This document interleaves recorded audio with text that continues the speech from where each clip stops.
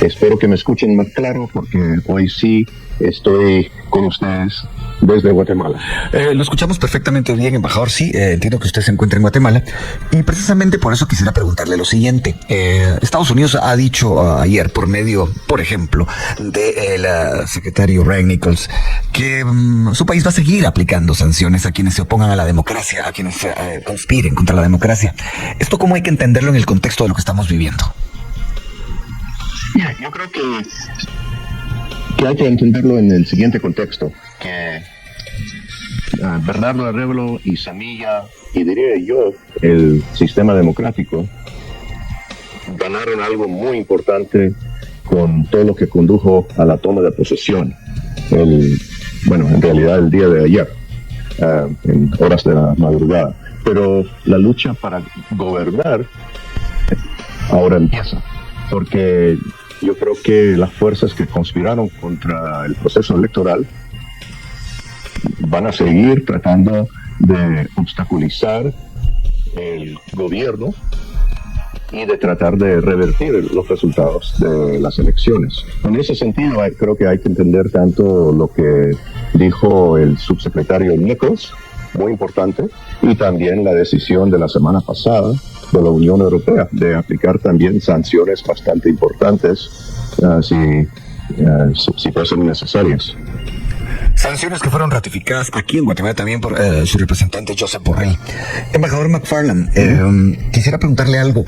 Usted que está en Guatemala y que ha vivido nuestro proceso, tanto estando allá como aquí, pero ahora que se encuentra en nuestro territorio, quisiera preguntarle cuál es el análisis que hace de esa jornada de cambio de mando. Estaba programada para las 3 de la tarde, terminó siendo a la medianoche. Hubo mucho en el camino.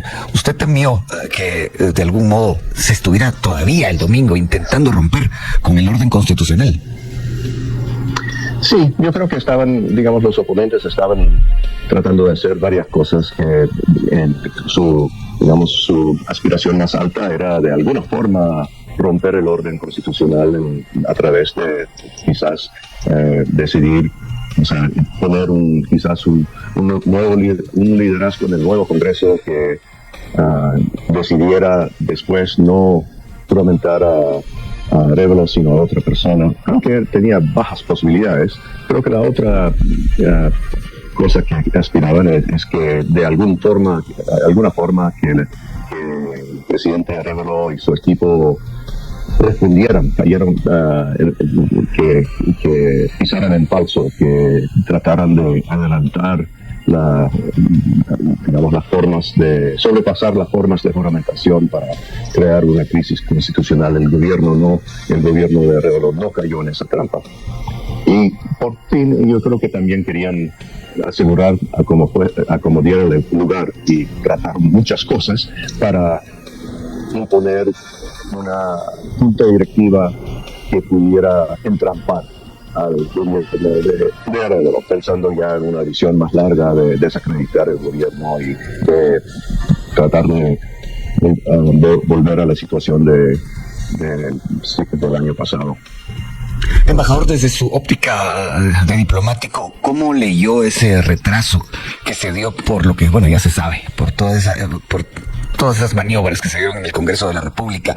¿Cómo lo lee desde la perspectiva de quienes estaban invitados, que vinieron desde lugares lejanos para asistir a la toma de posesión y que en algunos casos tuvieron que irse porque se retrasó tanto que nunca empezó el acto? Empezó después de que ya se habían marchado del país. Bueno, yo estoy seguro que la delegación norteamericana, y ojo, yo no soy parte de ella, yo no soy parte del gobierno de los Estados Unidos.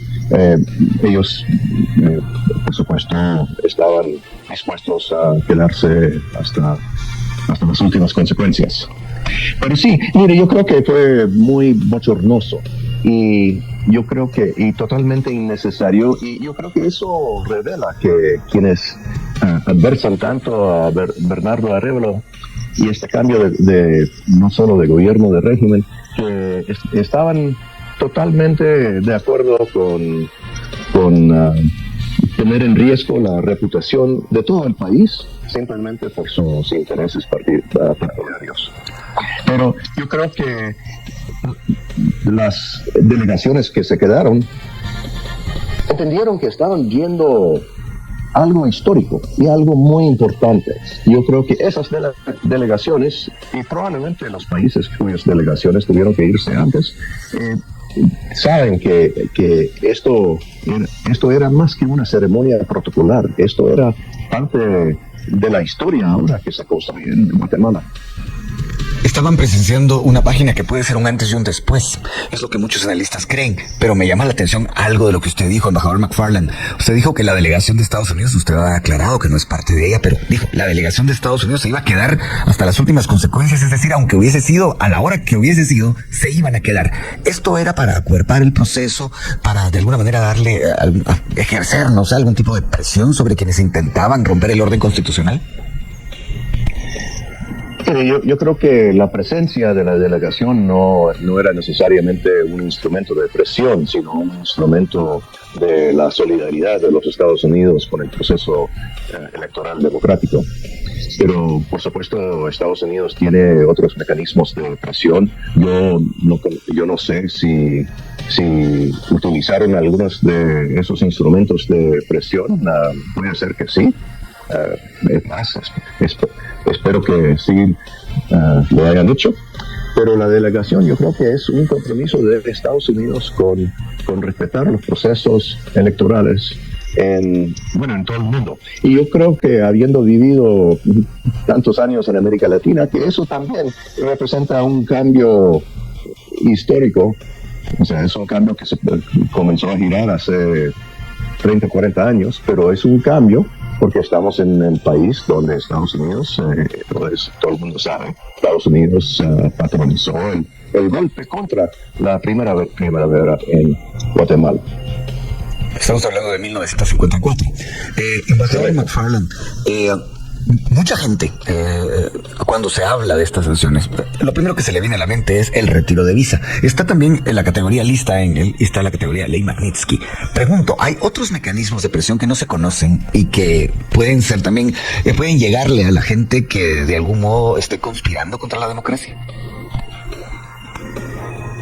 Yo creo que la retirada de visas, sea en privado o sea por lista Engels, y la ley Magnitsky son instrumentos bastante potentes. Y la ley Magnitsky no se ha utilizado tanto, pero yo creo que puede ser que se comience a utilizar más en los casos necesarios. Además de eso, hay la posibilidad de sanciones comerciales, y el subsecretario... Perdimos por un momento al embajador McFarland. Sí. Está reconectando. Ya, quienes usamos el WhatsApp sabemos perfectamente bien de qué se trata esto, pero lo vamos a resolver.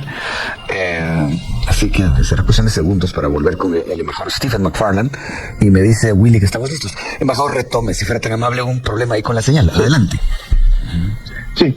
Mira, el subsecretario Nichols dijo, creo que la última vez fue hace 2 o 3 días, que en casos extremos como intentos contra la democracia, que Estados Unidos podría implementar sanciones comerciales. Lo malo es que eso afecta todo un sector o toda una economía, pero creo que es una declaración y una advertencia muy seria viniendo de Brian Nichols y muy importante. Recuerdo, ya que menciona al senador Nichols, que en una entrevista con Emisoras Unidas, cuando se le preguntó acerca de estas acciones que buscaban no respetar la voluntad popular, dijo, van a fracasar. Y en una conferencia de prensa ayer lo reiteró, recordó esas palabras. Pero volviendo a los temas de las sanciones, embajador McFarland, según el senador estadounidense por el estado de Utah, Mike Lee, se le negó la entrada, se deportó al hijo del hoy expresidente Alejandro Yamatei. ¿Eso cómo hay que interpretarlo? Mire, no se conocen los detalles. No sabemos si le habían retirado su visa y de alguna forma se supone que tenía una visa vigente. Eso sí ya se confirmó. Sí. Uh-huh. Pero tener una visa vigente en un pasaporte no quiere decir necesariamente que la visa esté vigente, porque se puede cancelar electrónicamente. Eso es lo que se ha hecho en el caso de las 300 visas que fueron canceladas.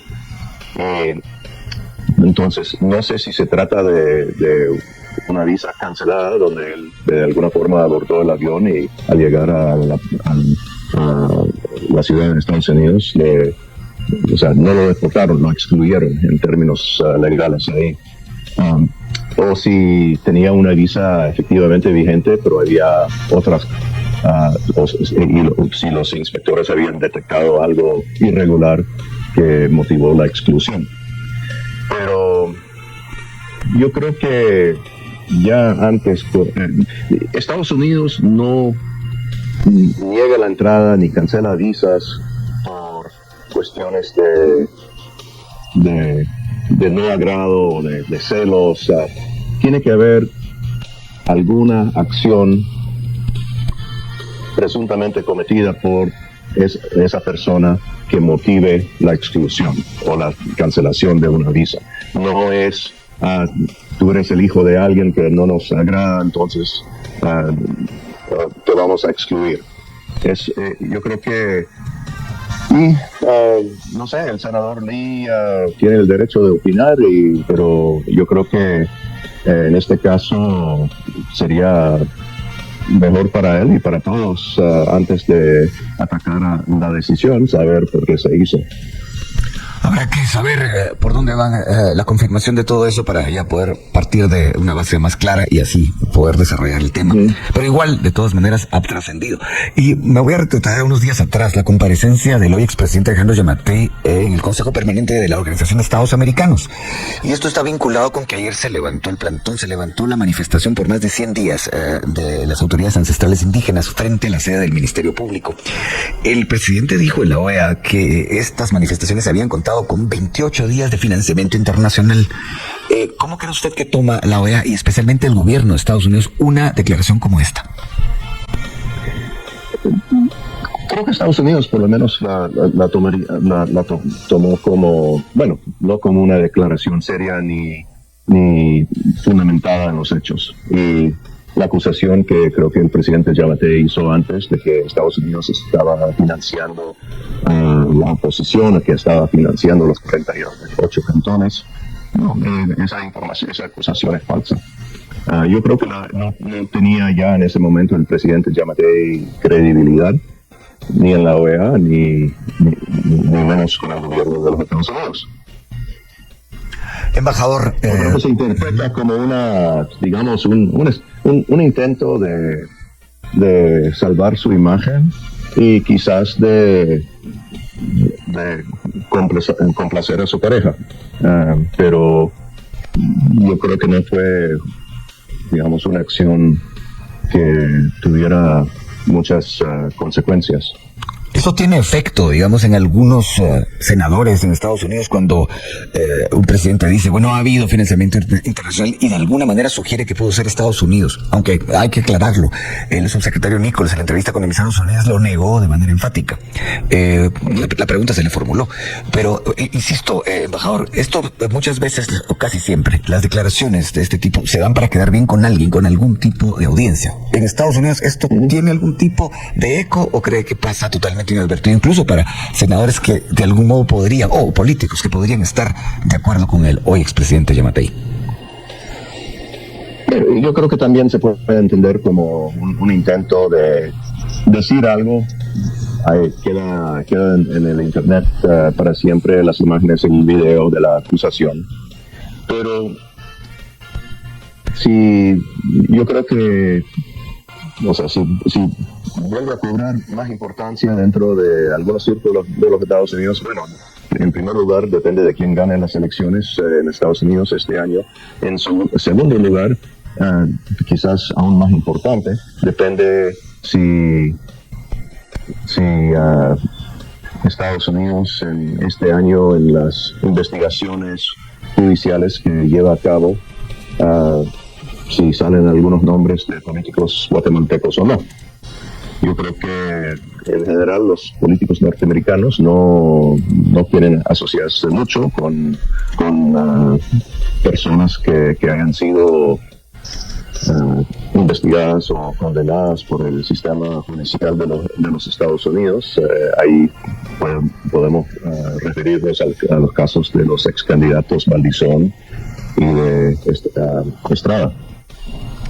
Embajador, veamos un poco hacia el futuro. ¿De qué manera cree usted que va a cambiar la relación entre Estados Unidos y Guatemala? Sobre todo, ¿en qué aspectos cree usted que las cosas van a mejorar, digámoslo así? Bueno, yo creo que van a mejorar en varios sentidos. Yo creo que, bueno, primero, yo creo que Estados Unidos, independientemente del partido que esté en la Casa Blanca, tradicionalmente siempre tiene una mejor relación con países con que tienen un sistema democrático. Segundo, yo creo que uno de los temas para Estados Unidos, también independientemente de quien esté en la Casa Blanca, va a ser la migración. Para hacer algo contra la migración, yo creo que uno tiene que tener un Estado en Guatemala que funcione, que no solamente diga cosas, sino que haga cosas. Y yo creo que, independientemente de su ideología, Arevalo ganó y ahora va a gobernar porque tiene una convicción de que hay que hacer funcionar al Estado para mejorar la economía, la justicia social y seguridad. Y esos son intereses donde Estados Unidos le interesa mucho apoyar a Guatemala. Entonces yo creo que sí va a ser una buena relación, pero esta relación es una relación de dos estados, de dos países soberanos, y va a surgir temas seguramente donde Guatemala no esté de acuerdo con Estados Unidos y viceversa. Eso es normal, pero yo creo que la base está más fuerte con la consolidación de este proceso electoral tan traumático que vimos el 14, durante esas 12 horas en el teatro, cómo agonizaba el intento de golpe, y ahora se abre un compás de espera para el país. Pero para que Estados Unidos haya pasado de pronunciamientos a acciones muy directas es porque seguramente el análisis que hicieron en el Departamento de Estado los llevó a la conclusión de que aquí sí realmente había un enorme peligro, de que no se respetara la voluntad popular y de que se impusiera una dictadura. Eso cae de su peso, pero me gustaría oír el análisis suyo, embajador McFarland. Sí. Creo que Estados Unidos ha tenido bastante clara la situación política en Guatemala desde hace varios años, muchos años diría, y sobre todo en estos últimos 7 meses. Creo que sí había una tendencia de ver que, bueno, era inesperado el triunfo de Arevalo, pero ganó, y bueno, la gente va a aceptar eso, pero rápidamente todos nos dimos cuenta de que no, o sea, el gobierno de Giammattei y el Pacto de Corruptos estaban empecinados en desconocer el resultado electoral y tratar de seguir gobernando de alguna forma. Y yo creo que ahí Estados Unidos, a pesar de todas las otras crisis en el mundo, se destacó por dedicar los recursos del gobierno para identificar cómo podían apoyar el resultado de estas elecciones. Y fue una decisión no orientada por una cercanía con Semilla, sino por la experiencia ganada en las últimas décadas, que sí hay que respetar los resultados de las elecciones, aun cuando no nos guste. Y bien, hasta aquí el video de hoy. Recuerden que ustedes tienen la última opinión, la cual pueden dejar en la cajita de comentarios. Dicho esto, nos vemos en el siguiente video. Adiós.